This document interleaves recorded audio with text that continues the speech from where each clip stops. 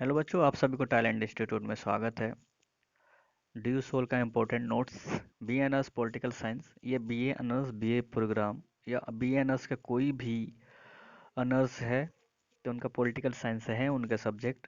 तो उनके लिए भी ये क्वेश्चन बहुत महत्वपूर्ण है और ये सारे लोगों के लिए महत्वपूर्ण है, क्योंकि ये राजनीतिक शास्त्र यानी पोल साइंस से ये पूछ सकता है। दिल्ली के बारे में है, ठीक है ना, कि 11वीं और 12वीं शताब्दी के दौरान लालकोट किस प्रकार दिल्ली क्षेत्र में पहले महत्वपूर्ण राजनीतिक केंद्र के रूप में सामने आता है। ओके, तो इसका आंसर हम लोग देखेंगे। तो जो भी बच्चे अभी नए आ रहे हैं चैनल पे, तो प्लीज़ बच्चों आप लोग सब्सक्राइब कर लें ताकि आपको आगे तक हेल्प मिल सके। और बेल आइकन में क्लिक कर लीजिएगा, क्योंकि आप लोगों को जैसे वीडियो अपलोड हो तो आप लोग को पता चल जाए। ओके, तो चलिए इसका देखते हैं आंसर। तो देखिए, ये रहा क्वेश्चन। 11वीं 12वीं शताब्दी के दौरान लालकोट किस प्रकार दिल्ली क्षेत्र में पहले महत्वपूर्ण राजनीतिक केंद्र के रूप में सामने आता है। तो देखिए यहाँ पे दिल्ली शहर का एक दिल्ली शहर का इतिहास महाभारत के जितना ही पुराना है, ठीक है ना। महाभारत में भी दिल्ली शहर का जिक्र हुआ है। इस शहर को इंद्रप्रस्थ के नाम से पहले जाना जाता था, ठीक है ना। दिल्ली को किस नाम से जाना जाता था? इंद्रप्रस्थ के नाम से जाना जाता है, जहाँ कभी पांडव रहते थे। इंद्रप्रस्थ में कौन रहते थे? पांडव लोग राज करते थे। समय के साथ साथ इंद्रप्रस्थ के आसपास 8 शहर लालकोट, दीनपनाह, किला राय, पिथौरा, फिरोजाबाद, जहांपना, तुगलकाबाद और शाहजहानाबाद बसते रहे, ठीक है ना। ये सारे 8 शहर बसते रहे, ठीक है ना, दिल्ली में। और है भी कुछ कुछ। तो यहाँ पे देखिए, ऐतिहासिक दृष्टि से दिल्ली का इतिहास हिंदू तोमर राजा अनंगपाल के इस क्षेत्र पर अधिकार करने से शुरू होता है, ठीक है ना। इस पे कौन सा पहले हिंदू राजा तोमर राजा थे? अनंगपाल, जो कि इस क्षेत्र पर अधिकार करते थे, ठीक है ना, इस पे राज करते थे। उसने गुड़गांव जिले में अरावली की पहाड़ियों और सूरजकुंड के समीप अपनी राजधानी अनंगपुर बनाई, ठीक है ना। कह रहे हैं कि गुड़गांव जिले में अरावली की पहाड़ियों पर सूरजकुंड के समीप अपनी राजधानी अनंगपुर बनाई। कौन बनाया था ये? तोमर राजा, ठीक है ना। लेकिन कुछ समय बाद अनंगपाल ने इस स्थान को छोड़ वर्तमान कुतुब के, ठीक है ना, अनंगपाल ने उसको छोड़ दिया। फिर बाद वर्तमान में अभी कुतुब के नाम से जो जाना जाता है, समीप लालकोट किला बनवाया, ठीक है। यहाँ पे जो कुतुब मीनार है वहाँ पे लालकोट किला बनवाया। लालकोट यानी लाल रंग का किला, जो कि वर्तमान दिल्ली क्षेत्र का प्रथम निर्मित नगर था, ठीक है ना। प्रथम निर्मित नगर था कौन? लालकोट। इस शहर को दिल्ली का पहला लाल किला भी कहा जाता है, ठीक है ना। इसको कहा दिल्ली का पहला लाल किला भी कहा जाता है। ऐतिहासिक शोधों से पता चलता है कि दिल्ली के पहले नगर लालकोट का निर्माण अनंगपाल ने करवाया था, ठीक है ना। ये जो लालकोट है उसका जो निर्माण कौन कराया था? अनंगपाल ने करवाया था। इसके प्राचीन प्राचीर आज भी कुतुब मीनार के समीप देखे जा सकते हैं। अभी भी कुतुब मीनार के पास ही इसको देखा जा सकता है। उसके उत्तरी भाग को राय पिथौरा का किला और दक्षिणी भाग को लालकोट कहा जाता है। ओके, तो चलिए, अंग्रेज इतिहासकार अलेक्जेंडर कनिंघम के अनुसार अनंगपाल ने 1060 ईस्वी में लालकोट का निर्माण कराया था, ठीक है ना। अंग्रेजी इतिहासकार अलेक्जेंडर कनिंघम के अनुसार अनंगपाल ने लालकोट को कब बनवाया था? 1060 ईस्वी में निर्माण कराया था। कनिंघम ने दिल्ली में पुराने 7 किलों का होने की बात बतलाते हुए लालकोट के निर्माण की बात कही। ओके, चलिए, लालकोट को बढ़ाकर एक बड़ा किला बनवाया था और उसका नाम रखा था किला राय पिथौरा, ठीक है ना। लालकोट को बढ़ाकर एक बड़ा किला भी बनवाया था जिसका नाम रखा गया था किला राय पिथौरा। यह दिल्ली का तीसरा शहर था जो दक्षिण में था, ठीक है ना। ये तीसरा शहर था जो कि दिल्ली में किधर था? दक्षिण में था। राय पिथौरा का निर्माण 12वीं शताब्दी के मध्य या उत्तरार्ध में दिल्ली नामक हिंदू शहर की बाहरी मुस्लिम हमलों से रक्षा के लिए किया गया था, ठीक है ना। ये कि क्यों बनवाया गया था? हिंदू शहर बाहरी मुस्लिमों का हमला से रक्षा करने के लिए इसको बनवाया गया था। महरौली से प्रेस इनक्लेव तक राय पिथौरा के किले के अवशेष आज भी देखे जा सकते हैं। ठीक है ना, महरौली से प्रेस इनक्लेव तक राय पिथौरा के किले को अवशेष अभी भी देखे जा सकते हैं। राय पिथौरा किला अब केवल 2 से 6 मीटर चौड़ी जीर्ण शीर्ण दीवार के अवशेष के रूप में दिखाई देता है। ठीक है ना, राय पिथौरा का किला लालकोट को 3 छोर से घेरता था। ठीक है ना, राय पिथौरा का किला जो है लालकोट को कितने तरफ से जो घेरता था, 3 छोर से घेरता था। इसका निर्माण आक्रमणकारियों से दिल्ली की रक्षा के लिए किया गया था। ठीक है ना, इसका निर्माण जो आक्रमण करता था उनसे सुरक्षा के लिए ये बनवाया गया था। नेक्स्ट है दिल्ली का सर्वाधिक प्राचीन किला लालकोट था, जिसे तोमर शासक अनंगपाल द्वितीय ने 11वीं शताब्दी के मध्य में बनवाया था। इसकी ऊंची दीवारें, विशाल दुर्ग और प्रवेश द्वार सभी ध्वस्त हो चुके हैं और मलबों से जहां तहां ढके हुए हैं। ठीक है ना, अब ये ध्वस्त हो चुका है और बस थोड़ा थोड़ा अंश दिख रहा होगा अभी। इसके प्राचीर की दीवार की परिधि लगभग 3.6 किलोमीटर थी, जो कि 3 से 9 मीटर की असमान मोटाई की थी। पहले की दीवार बहुत मोटा बनाया जाता था। दुर्ग का कुल क्षेत्रफल कितना है भाई? 7,63,000, ठीक है ना, 875 वर्ग मीटर है। उल्लेखनीय है कि प्राचीन काल में महरौली मिहिरपुरी कहलाती थी। ठीक है ना, प्राचीन काल में महरौली को क्या कहा जाता था? मिहिरपुरी। महरौली के पास प्राचीन अवशेषों का एक समूह अनेक मीलों में फैला हुआ है। इसी क्षेत्र में एक लौह स्तंभ भी है, जिसे 400 ईस्वी में ढाला गया था। कब ढाला गया था भाई? 400 ईस्वी में। अनंगपाल ने मौर्य साम्राज्य के संस्थापक सम्राट चंद्रगुप्त मौर्य के साहसी कारनामों की स्मृति में इस स्तंभ को स्थापित कराया था।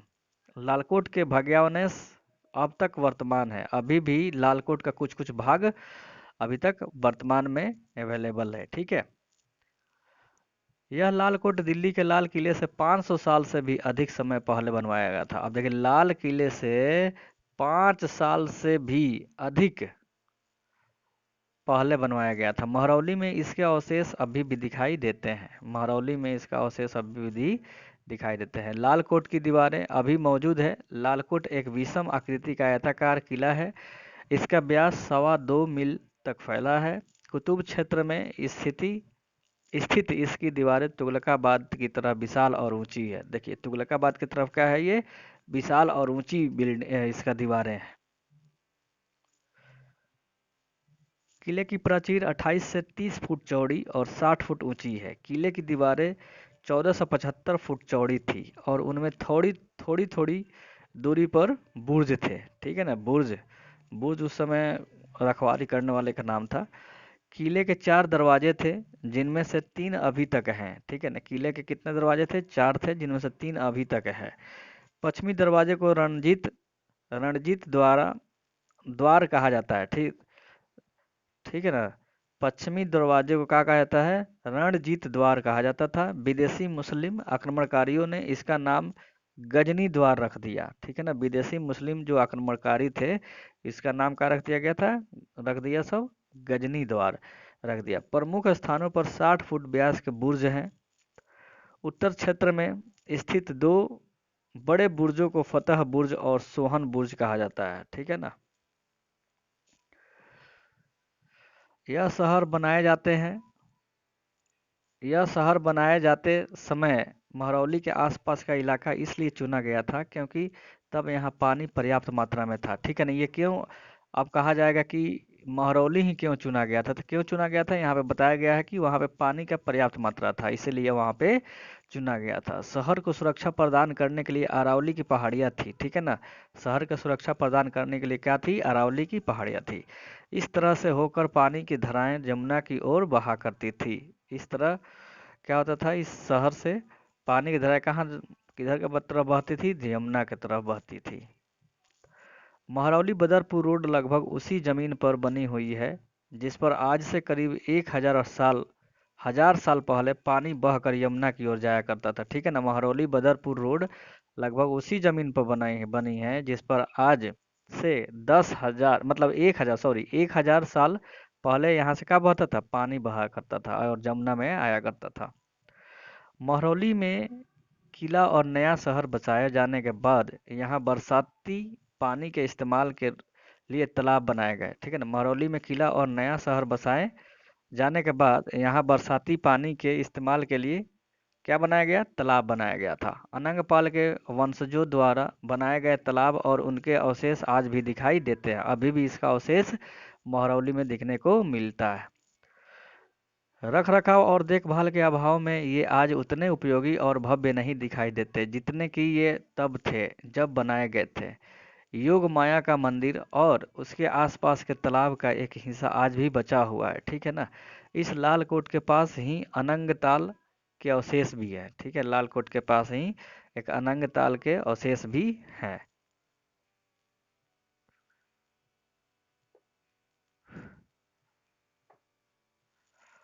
ठीक है, इतिहासकार पर्सिवल स्पीयर के अनुसार उसने अनंगपाल और 1020 में तुगलकाबाद से 3 मील दूर सूरजकुंड का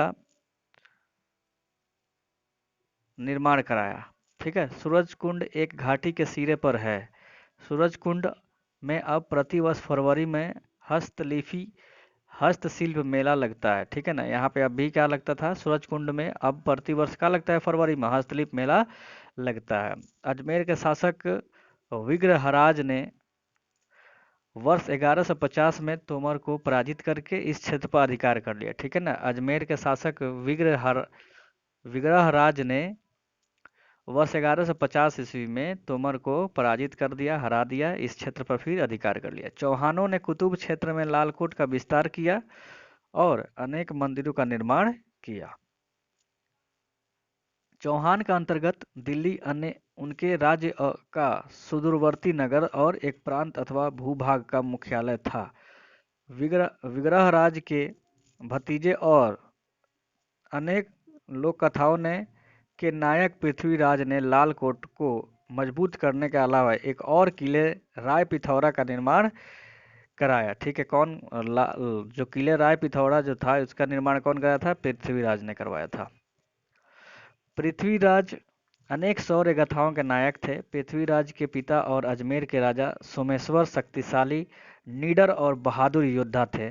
पृथ्वीराज के ऊपर से 11 वर्ष की आयु में पिता का साया उठ गया था। ठीक है, जब पृथ्वीराज 11 वर्ष के थे तो उनके पिता का हो गया था, देहांत हो गया था। उनकी माता कर्पूरी देवी ने उनका लालन पालन, योग्यता और राज्य का शासन बड़ी कुशलता से किया। 14 वर्ष की आयु में पृथ्वीराज राजगद्दी पर बैठे। गद्दी पर बैठते हैं उन्हें अनेक युद्धों में भाग लेना पड़ा। 14 वर्ष में ही ये क्या हो गया, गद्दी पर बैठ गए थे।